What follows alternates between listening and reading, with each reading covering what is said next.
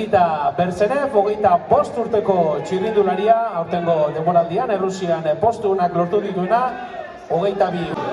Vuelve también a esta carrera que hay el mucho, de los 22, pasó de Valencia, España. Tenemos a Kinki, que es de Malasia, campeón nacional de Malasia.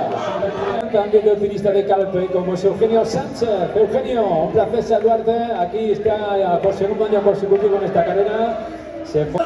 Así que ya tenemos a Nicolás César, a nuestro finista brasileño. Lurrengo talde aurkezpenean, Unibet Diete Marrokets talde frantziarra. Bueno, y contamos. 23 urteko txirrindularia eta taldea osatu, 26 urteko Wimbo Wang ciclista Pigan Intervision. Seguramente musical, con este seguramente la liga de salida, ya llevan 2-3 equipos más, ya está puesto en marcha, decimos que cada cual se impuso. En el Memorial Valenciaga tenemos al catalán Pau Miquel.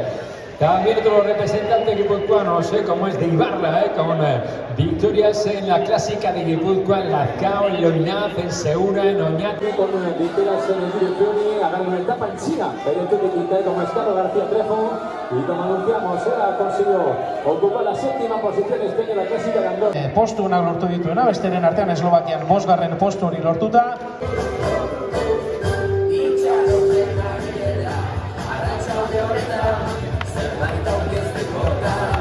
Vencia también la clásica de Valencia, con victorias en el circuito de bandera, disputada hasta en 4 ocasiones el Tour de Francia. Tenemos a los Países Bajos en esta sección, también hay de experiencia también para esta competición, con jugadores como explicaba al inicio de la temporada, así que saludamos especialmente a esta de Lucena, también con victorias en el Tour de Jura, cuarta participación. Alde neurea Xabier, disfrutatu eta disfrutatu arazi. Hori da, mi esker, eta hori, disfruta zuen. Xabier Mikel Azparren, txalo eroa, Xabier Mikel Azparren entzat. De dar esta competición y darlo todo aquí en casa, por supuesto, motivación especial. Destacamos especialmente campeón nacional de Hungría, también con victorias en Polonia.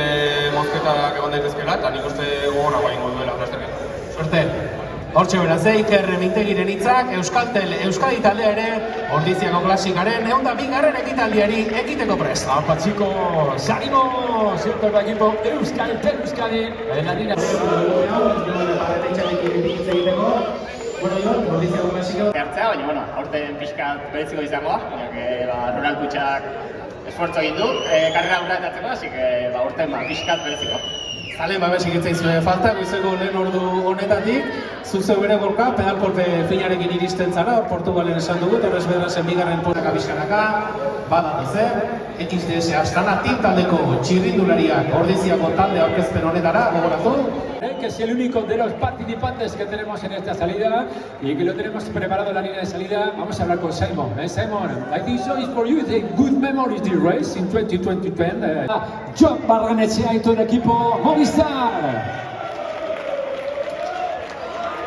Sabes que todos han madrugado en el día de hoy para veros, todos, especialmente ese grupo que han madrugado hoy desde las 7 de la mañana, que se ha levantado pronto para veros. Yo digo que es unas salidas especiales que tenemos aquí en competición en territorio vasco. Sí, por supuesto, se ve que madrugaron. Se ve que